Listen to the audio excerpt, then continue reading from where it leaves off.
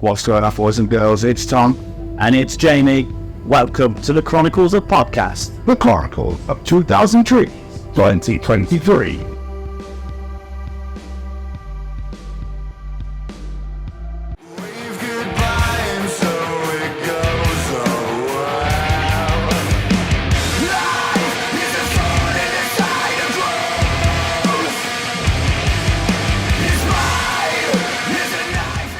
I wish I was ginger. Exactly. Oh, look at you, exactly. ginger queen. Exactly. You have the sun, I'll have the looks. Yeah.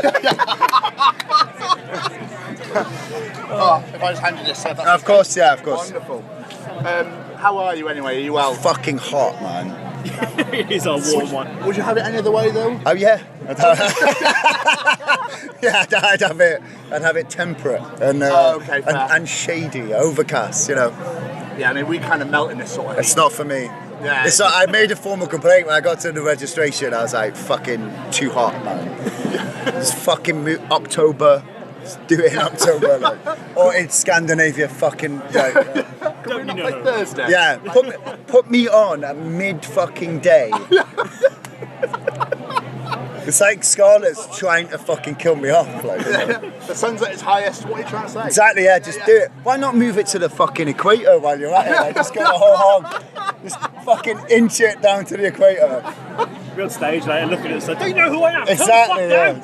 Just fucking squinting. When did you get here? Just this morning, about 10 o'clock, yeah. Okay, so how's your trees been? So I know you've played already. Yeah, it's been nice. It's fucking like, you know, wife's here, kids here. Dad and my dad and my stepmom live in in between Mexico and America. That would be somewhere else. Middle America. They live in America and Mexico. Oh, okay. That makes sense. Right, okay. Yeah, so they flew over, not for this, obviously. They're not like, you know, like, oh my God, he's playing a festival. Let's go. And they don't sound like that either. They're not personal. I don't have very, like, oh my God, yes, Damien is playing 2002. We must take the jet over. No, they flew economy. Yeah, so I've not seen them for like 9 months. So they landed yesterday, went straight to my sister's. So the first I saw them, they were at the side of the stage with my wife and my son. So it was fucking really nice. That's amazing. Yeah, it was really nice. How was the set? Loved it.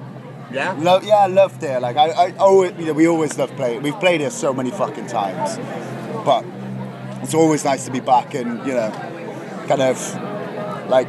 This is the first time that my son's come, so it was like it's got like a little bit of added fizz to it. Yeah, that's beautiful. Yeah, it was really nice just seeing him on stage and like, yeah, just I got a little bit mosh, but managed to fucking man it out.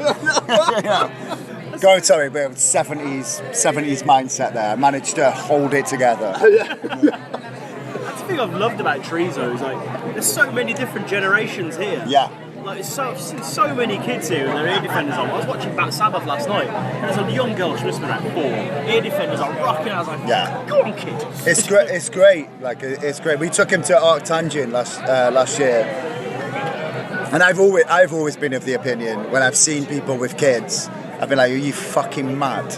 Like, are you absolutely mad? But it does actually, apart from like you have to watch him all the time to make sure they're not just disappearing into the bodies. It's really nice. Like it's just nice to see him kind of like his interest piqued by like a tent or a bin or a straw bale. He's like, what's this? It's straw bale, mate. I don't know what to tell you. I don't know what to. It's a pretty simple concept, but but to a kid, he's like, I've fucking never seen a straw bale before. Yeah. Come on, mate. Come on, let me exactly. Like, what is this wizardry? Is there anybody you're here to see? Anybody else at all? I don't really know. I know that I'm going to watch Empire State Bastard, I think, and maybe Rival Schools, and maybe Zulu as well. I've heard some good things about Zulu, but Yeah, no, I usually don't really look at the lineup that much That's fair. because I know invariably what happens is I come here with good intentions, I'll go and see a load of bands, and then I just get fucked. Just get absolutely fucked. And then people are like, oh, did you see this? Nope. Probably. Didn't fucking see anyone, like, you know. And if I did, I wouldn't remember. And I'm like, you know, it's like, you know, it's just it's your time off, like, you know, like, you know. But I don't really go on holiday. This is my holiday, you know. It's amazing the amount of people we spoke to in the build-up to this festival. We even spoke to James, one of the organisers, and he was saying, like, so many people treat trees as their yearly holiday. Yeah, yeah. To go with the family. Yeah, yeah. And it's great. We love talking to bands at festivals because of things like that, because everyone's just like a big family. You see people just walk up to each other and go, hi, never met you before, let's have a bit. Yeah. And you know, people just love to get there. But as an artist, do you see that on stage, looking out at the crowd, just seeing everyone just interacting and having so much fun? Yeah, you do, like, I mean, trees to me is exactly that. It's like, I see James every now and then in Bristol. I barely see any of the other organisers. And we've been coming here, we've been playing here for like maybe nearly 10 years now. And like, I don't see them for literally 12 months. And then you come and see them, and it's like you haven't been away, and just like hugging and like, let's have a beer, and it's great. And you can see that as well, like, you know, people are like really invested in this for how great it is. Like, there's so very few dickheads here. Yeah. You know, like in the ratio, and I say this all the time, I think I've said this every time I've been interviewed here. This is my favourite festival. This and Arctangent are my favourite festival because any festival is a ratio of music lover to dickhead. And this and Arctangent has the best ratio of music lover to dickhead that I've ever been to. Like, there are some dickheads, you know, if you're gonna get that, but like predominantly it's just people who want to have a great time, want to discover bands, and they're just really polite. And I've been coming here playing here for 10 years, coming here as a punter for like 11 or 12, and I've never seen anything on fire. I can't say that out of the festivals that I've been to, you know. Very true. You know, it's really nice. You know. I feel like that needs to be the new like scoring system for festivals. Yeah. The ratio of dickhead to music. Like. Yeah, it is. I mean, it's the metric. It's the most important metric to me. It's like, am I gonna see a load of lads with their tops off, fucking diving into fences, being leery and like fucking whatever, just being, you know, generally antisocial?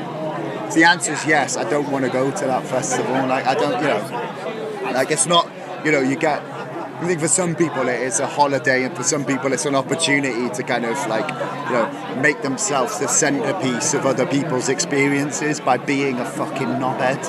Like, and no one's impressed, like, you know, that's their moment to be like noticed, and everyone's going to remember that for all the wrong reasons. So, like, you know, just fucking be nice, enjoy yourself. Like, don't encroach on other people's enjoyment of a beautiful thing. You know, and that never happens here. Never happens. Like, apart from when probably, you know, like they say in poker, like if you sit at a table and you haven't worked out who the fucking idiot is, you're the idiot. Yeah. It's probably the same. Like, we've been coming here for 12 years, and there's no dickheads, and everyone else is like, they're the dickheads. Like, you know.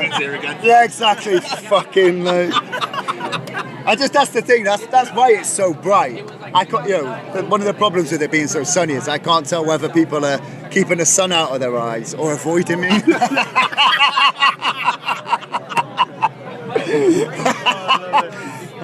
Fucking hell. So we as a podcast, we are ambassadors for the Sophie Lancaster Foundation. Okay. Familiar with Sophie and the story? I believe.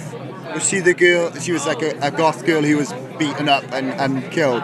Exactly that. I am familiar with that. A similar thing happened to my sister's friend in North Wales when I would have been 16, 14. Exactly the same thing. Where her friend was chased down the promenade and beaten up on the beach by some lads, and they left him there unconscious, and the tide came in, and he drowned. So it is, but sorry. No. Continue. It's so important to tell stories like that, though. Yeah. Because of the work of the foundation and the things we're trying to achieve, things like that are going to continue happening. Yeah. Because no doubt, if the people responsible for that were caught, it was just, it was a violent act. It wasn't treated as a hate crime, which it should have been, because that's why he was targeted. Yeah. Because he was different. Yeah. And it's the reason we love it again, talking to people at festivals, because we see this as such a safe space. Because people could come here, they can just be themselves. Yeah, I agree. You know, the guys want to let their hair down, they want to wear nail varnish, they want to put a skirt on, for Christ's sake. Don't blame them on. Yeah, exactly. Yeah. You know, just be themselves and don't have to look over their shoulder and worry someone's going to run up behind them, hurl abuse them or something like that. So we love these festivals because it's such an important thing to give people that mental health break as well. Exactly, yeah. I mean, I think there is I had it, I was like fucking dyed hair and corn hoodies and all that kind of stuff, getting called a queer, fucking all the time, like walking. I grew up in like not a necessarily like massively rough area, but if you were different, you fucking knew about it, and like and I had to, fight for who I was quite a lot. And I think there is, for people who have to fight just to be themselves on a daily basis, to come and share a space with other people who have experienced that and endured that bollocks, and to have similar experiences, and then to share, a camaraderie, find common ground. It is a beautiful thing. Like, it's undeniably a beautiful thing, and it's great that music does that as well. Like predominantly that's the kind of the core thing. Like you're not listening. You look a certain way because you're influenced by the music that resonates with you, that doesn't resonate with other people, and it perhaps makes you a target. So to come here and everyone's just like, fucking get on with it, babes. Get on with it, babes. That is my mantra. Like like fucking get on with it, babes. Just, You've obviously just dropped a brand new album, Galore. Has it been well received? I think so. I think so. It's such a.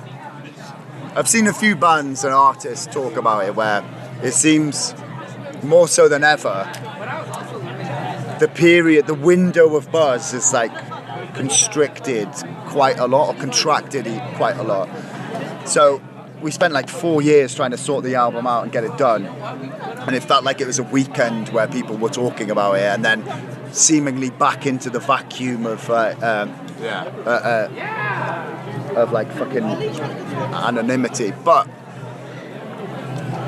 I think a lot of people do like it, and to be fair, I'd be lying if I said that. So part of the point of this album was that it's not about how successful this album becomes. It's about the reward of making the album was making the album, taking the creative risks, going to places that made me uncomfortable as a singer and as a writer, to find growth and to develop. And if there are mistakes there, that's fine, learn from them. But I'd be lying if a little bit of me wasn't like, I would like to find a larger audience as well, because it's easily our most accessible album. There hasn't been that much growth, but I feel like it's because of the sentiment of the album, because it's about, being a dad, and predominantly it's about love and, caring for someone and self-reflection. And I think that kind of, a lot of people have connected to that, because during lockdown, what else was there to do other than reflect upon yourself, where you are, where you want to go, mistakes that you've made, and how to become better. So I feel like perhaps we haven't necessarily grown, but I feel like it's the people who are in are a little bit more in. I think, I feel like they know me a little bit better now, which is, and that for me is, that's as good or better than selling fucking 100,000 records. I'm lying. I want to sell 1,000. Nothing wrong with wanting both. Listen, like the album by all means, but like it's not going to pay my fucking bills. Like, love don't pay the bills. Are there any plans to tour with the album? And so we did a tour in. Tell me about it later. When did we do a tour? April, May, which was great. I think we're back out in November. We've got a few more shows coming up here and there, but November. I don't know the places, but we'll be out in November at some point. Mate, this has been so much fun. Thank you so much for talking to us. Thank you so much. Hey, Thank you, mate. amazing. Thank you so much. I hope you have a wonderful rest of the. You fucking stay out the sun. Yeah, I'm good, mate. Don't worry.